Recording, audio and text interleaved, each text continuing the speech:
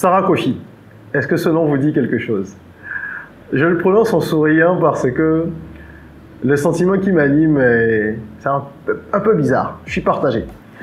Cette jeune femme ivoirienne défraie la chronique sur les réseaux sociaux depuis quelques semaines.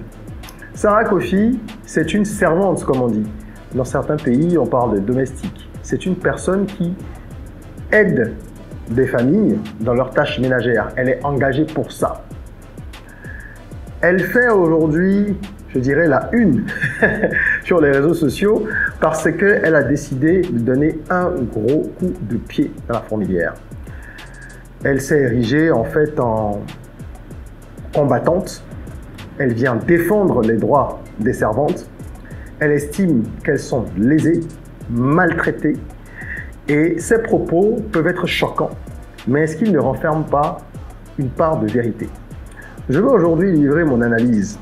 Je n'aime pas sur ce genre de sujet me prononcer lorsque c'est brûlant. J'ai donc laissé passer plusieurs jours pour me faire un peu une idée, on va dire un peu plus claire de toute cette histoire et partager avec vous ce que je pense de cette histoire. Est-ce qu'effectivement, les servantes, les aides à domicile, les domestiques, peu importe comment vous les appelez dans votre pays, est-ce que ce sont des personnes surexploitées, maltraitées? Est-ce qu'il faudrait revoir la façon dont les relations se déroulent entre les ménages et ces prestataires de services, c'est ce qu'elles sont? Eh bien, on va en parler tout de suite. Prenez de quoi noter. Je suis Régis Saizy, entrepreneur multipotentiel, conférencier, formateur et artiste. Je partage avec vous sur cette chaîne du contenu propulsif pour vous aider à rêver, oser et créer. Hello les rocs, j'espère que vous êtes solides. Moi, je suis en parfaite forme et je suis plein de gratitude envers l'univers. Si tu es nouveau sur cette chaîne, je te souhaite la bienvenue. Welcome on board. Ici, on rêve, on ose, on crée. 3 lettres ROC de notre mantra. Soyons rock. Abonne-toi donc et active la cloche de notification. Si tu es intéressé par les sujets tels que le business, l'entrepreneuriat, le mindset, l'éducation financière, mais également l'actualité qu'on aborde d'un point de vue particulier sous un prisme mindset et business justement. Alors aujourd'hui, ça va être plutôt mindset et je voudrais qu'on parle vraiment sans langue de bois de cette actualité. Je pense qu'on est tous concernés par ça pour une raison très simple. Si vous n'avez pas eu de servante chez vous ou en Afrique, lorsque vous y avez vécu, même si aujourd'hui vous n'êtes plus en Afrique, ou si vous y êtes, peu importe, si vous n'en avez pas eu, vous avez forcément eu dans votre entourage des personnes qui avaient auprès d'elles ou qui ont auprès d'elles donc des jeunes femmes ou des femmes âgées. Parfois, il y a des femmes vraiment âgées, jusqu'à 40, 50, 60 ans, qui vont faire le ménage dans des maisons et qui font un peu tout. Alors, théoriquement, elles viennent faire le ménage, mais ce ne sont pas juste des femmes de ménage comme on entend sous d'autres cieux, parce qu'elles accomplissune plusieurs tâches à la fois. Et c'est peut-être un des points problématiques soulevés par Sarah Kofi. Sarah Kofi, comme je le disais, c'est une jeune femme, je ne sais pas quel âge elle a, mais elle paraît assez jeune, peut-être qu'elle a autour de la vingtaine, et elle est très agressive dans sa façon d'évoquer la question. Elle a explosé à partir de son compte TikTok. Moi, je l'ai découverte sur Facebook, mais j'ai tout de suite compris que bon, c'était des extraits de ses vidéos TikTok. En fait, ce qu'elle disait, qui a choqué les gens de prime abord, c'est que si, je reprends les propos, attention, c'est pas moi qui le dis, elle dit ceci clairement: si tu t'amuses à me faire laver les caleçons de ton mari, eh bien, il y a de fortes chances que je prenne ta place ou que je fasse certaines choses. Enfin, ces mots sont trop crus pour que je les répète. Moi, je n'arrive pas à dire ce genre de choses en public, mais elle a un style et un ton direct qui sont véritablement provocateurs et elle a choisi cette approche-là, je pense, pour se faire entendre. Parce que beaucoup de gens lui reprochent ça. Les gens disent: non, mais tu es vulgaire. Comment peux-tu donc insinuer que les servantes ont le droit d'aller, comme on dit, voler le mari de leur patronne ou faire ceci ou faire cela? Et elle explique donc, elle, à travers différentes vidéos, que elle ne conçoit pas que la situation qui a toujours prévalu perdure.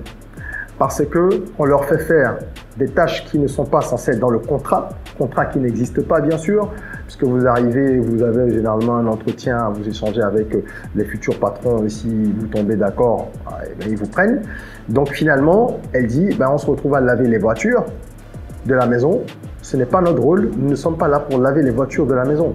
Elle décrit le fait que de nombreuses femmes ne soient plus capables aujourd'hui de faire à manger à leur mari, de faire la cuisine, de laver les sous-vêtements de leur mari et qu'elles confient ces tâches-là qui sont, selon elles, des tâches importantes qu'une femme doit accomplir, ben elle les confie à ces jeunes filles qui viennent travailler dans la maison et ça crée parfois des liens, il y a une intimité qui peut se créer avec le mari. Bon, est-ce que c'est uniquement ce genre d'acte qui crée l'intimité? Je ne pense pas. Il y a beaucoup de maris qui eux-mêmes sont très volontaires pour faire ce qu'on appelle chat noir, n'est-ce pas? C'est-à-dire ramper la nuit. Bon, on se comprend. Mais ce qu'elle avance n'est pas totalement faux de mon point de vue. Donc, est-ce que les servantes sont des martyrs, des esclaves ou des sorcières? C'est le gros débat qui a cours actuellement sur les réseaux sociaux. Elle a été reçue sur de nombreux plateaux. Ça, c'est la fièvre abidjanaise. Vous savez comment ça se passe.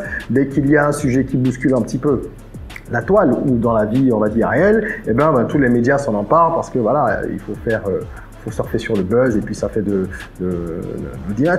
Ben, finalement, elle est passée un peu partout et son combat pourrait peut-être atteindre certaines oreilles. En tout cas, moi, c'est ce que je souhaite. Ce qu'il faut retenir, à mon sens, c'est que le langage et le ton qu'elle a, c'est peut-être sa personnalité parce qu'elle paraît vraiment arrogante. Et ça, les gens le lui reprochent. Elle a l'air arrogante, elle a l'air, je ne vais pas dire prétentieuse, mais elle est acerbe. Mais moi, je lis plutôt quelqu'un qui a connu soit des maltraitances ou qui a été blessé, parce qu'elle est toujours sur la défensive. Elle parle avec beaucoup de hargne et de rage. Et ça, souvent, c'est le résultat de traumatisme ou de maltraitance ou autre, etc. Mais c'est également une force, selon moi, parce que si elle n'avait pas cette approche, je ne pense pas qu'elle aurait fait péter les compteurs sur les réseaux sociaux. Elle a compris comment fonctionnent les algorithmes et elle en use, elle en abuse peut-être même, mais ça fait que le débat est sur la place publique et c'est là que je veux en venir. C'est une opportunité formidable que nous avons de pouvoir peut-être légiférer sur cette situation. C'est quand même assez grave que ce métier, parce que oui, c'est un métier, c'est une activité qui génère des revenus à des gens qui en vivent. Cette profession, entre guillemets, devrait devenir une profession sans guillemets. Il faudrait qu'on légifère là-dessus. Il est peut-être temps que les législateurs en Afrique s'emparent de la question pour définir les contours de cette profession, qu'elle soit encadrée, qu'il y ait de véritables contrats, plutôt que les personnes qui travaillent dans ce secteur soient toujours recrutées par des agences, c'est-à-dire des intermédiaires, qui se sucrent et qui les placent un peu n'importe où, sans jamais vérifier ce qui se passe, sans prendre des nouvelles de leurs conditions de vie dans la maison dans laquelle elles travaillent. Donc c'est, à mon avis, une occasion unique. Et je voudrais, pour trancher la question, dire ceci simplement. Les servantes ne sont ni des martyrs ni des esclaves à 100%, parce qu'elles ne sont pas non plus des sorcières à 100%. Il y a deux camps, et moi c'est ce clivage qui me dérange. Lorsque je lis les commentaires des uns et des autres et les arguments, j'ai l'impression qu'on s'enfonce un peu plus chaque jour dans une pensée manichéenne où on a le bien, le mal, tu es gentil, tu es méchant. Non, entre le noir et le blanc, il y a une palette de couleurs. Il n'y a pas que deux notes de musique. Et même sur les 7 classiques qu'on a principal, on fait des accords. Donc il y a une myriade de niveaux entre deux extrêmes. On sait qu'il y a des servantes qui arrivent avec des velléités affichées de voler, pour parler grossièrement, le mari de leur patronne. C'est comme ça qu'on dit, n'est-ce pas? Donc pour prendre la place de leur patronne. Et ça, ce n'est pas une bonne chose. On sait également qu'il y a des servantes qui bastonnent, maltraitent les enfants de leur patron. On sait qu'il y a des servantes qui violent et violentent les enfants de leur patron. Ça existe. Mais on sait également qu'il y a des patronnes acariâtres et même des patrons qui surexploitent les servantes tous les jours. On sait également, comme je l'ai dit, qu'il y a des patrons qui sont ravis de voir une servante arriver à la maison parce que pour eux, ils pensent que c'est une esclave sexuelle et qu'ils vont pouvoir en faire ce qu'ils veulent. Donc, des deux côtés, il y a des personnes avec de l'humanité et il y a des personnes sans aucune éthique. Certains, tels que Sarah Kofi, disent que c'est quand les patrons sont méchants, que les servantes sont méchantes. Oui, peut-être, mais il y a également des personnes qu'on traite bien et qui ne vous le rendent pas. Moi, j'ai vécu des cas, j'ai connu les deux. On a toujours eu des servantes à la maison quand j'étais petit. Ma mère a eu le même traitement avec tout le monde. Elle essaie toujours d'intégrer les gens dans la famille d'une certaine manière. Il y en a que ça n'a pas empêché de voler des bijoux, de l'argent, etc. à ma mère. Et il y en a qui, dans le même temps, sont restés très corrects. Il y en a d'ailleurs une c'est ma sœur. Elle est restée à la maison avec nous. Après, elle est allée en formation, on l'a mis en apprentissage. Aujourd'hui, on se donne des nouvelles tout le temps. Qu'elle n'a pas de nouvelles pendant 2-3 mois, elle m'envoie un message et c'est pareil. Elle a ses enfants, elle travaille. Et c'était la fille d'un ouvrier du bâtiment qui travaillait pour ma mère et qu'il a voulu mettre chez nous parce qu'elle n'allait plus à l'école et il ne voulait plus qu'elle la scolarisée. Elle avait un certain âge, donc on l'a envoyé en apprentissage. Et dans les mêmes conditions, on a eu des personnes qui ont été très ingrates aussi. Donc, tout est question de nature humaine également, d'éducation, de nombreux paramètres. Il ne faut jeter la pierre ni à Jean, ni à Jeannette. Je pense que c'est le moment de légiférer, d'encadrer cette profession. Bon, il y a un groupe WhatsApp dont parle Sarah Kofi qui va être mis en place pour les droits des servantes. Mais il faut faire attention à ce qu'il n'y ait pas de la récupération et qu'on ne rentre pas dans une guerre. Ce n'est pas une guerre entre les servantes et les patrons et les patronnes. Ça doit être l'occasion de vraiment aplanir les choses. Cette jeune femme est le canal qu'a choisi l'univers, peut-être pour apporter un peu de répit dans les relations entre justement servantes, patrons et patronnes. Et je pense qu'on en a besoin, parce qu'on a tous besoin des autres. Et il vaut mieux qu'on trouve un terrain d'entente plutôt que de mener une guerre frontale dont personne ne sortira victorieux. Voilà, c'était mon analyse sur le sujet.